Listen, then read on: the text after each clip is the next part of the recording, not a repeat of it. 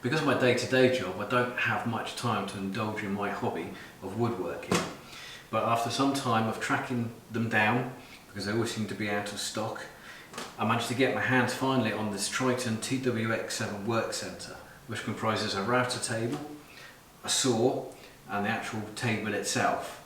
The basic principle is that there's a bench job table on the top which can come out, and both of these units can fit in individually, thus saving lots of space in my garage or my workshop at home.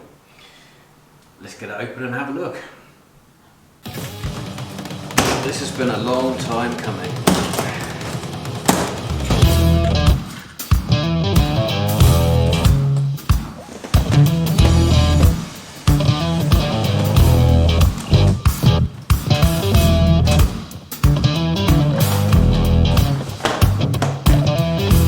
Boxed up.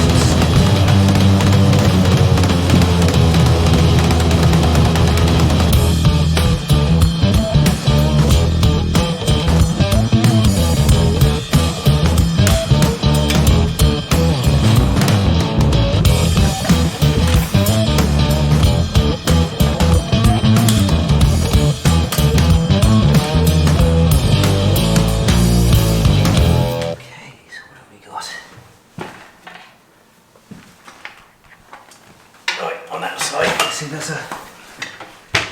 a catch. So first of all, loosen up the wheels. One of these in each corner, and then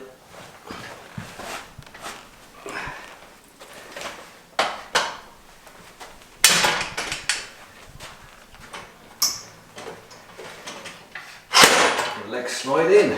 Do the wheels back up again. Up the wheels back up.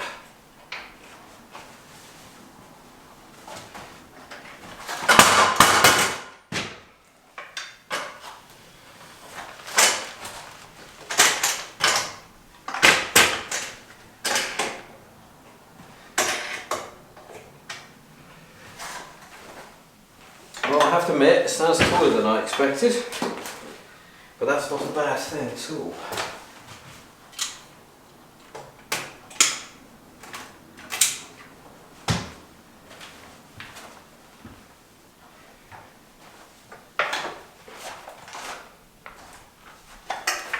So here we have the worktop on top with all the holes pre-drilled for bench dogs. Cat-looking catches either side, which pop out, and then you just lift the table up like so, and the other units drop straight in. As you can see, this one's come pre-fitted with all the levelling screws, etc. Put in, rock them up. We'll need a little bit of adjustment, but I can sort that out a little bit. Turn it around to the side. We have the European plug with a UK plug adapter on it. The actual plug which goes into the Contractor saw module or to the router table, and with a contact switch to knock the power off in case you need to do that quickly. I'm going to have a little play with it. I'll let you know how we get on with it.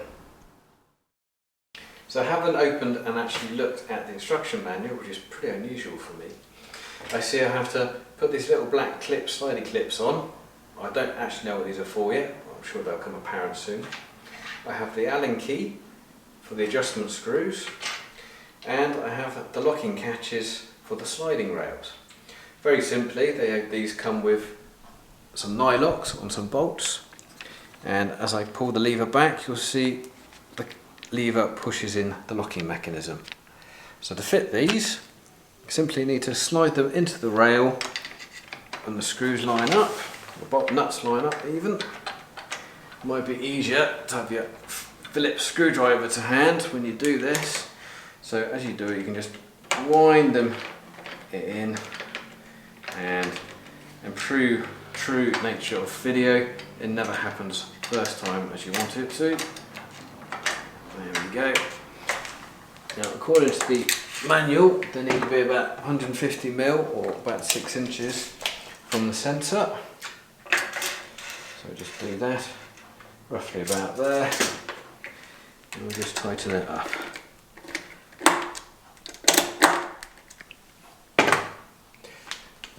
With these little black catches, similarly, you can see the shape on the back there. Now that slides into the rail along the other side. And again, just ease in, and there's a little knob on the back, which I didn't show you. Little knob on the back there, which uses us for the compression, just to stop it from moving accidentally. Taking a steel rule or something flat and smooth like a level, we can see that the tabletop is not level with the aluminium runner. Now to adjust that, we take the Allen key, and in the very top here there are some grub screws. It's just a case of just adjusting them until you get it just right, like that. Now you just have to go around and do all of them. It's quite time consuming, but it'll be fantastic when it's done. And contrary to what I said earlier regarding these little black clips, there's a little black catch on the back there, and looking around the side of the rail, there's some little caption holes that simply just lock in place. I assume this is for a tool with either the saw or the router bench, which I'll find out soon enough.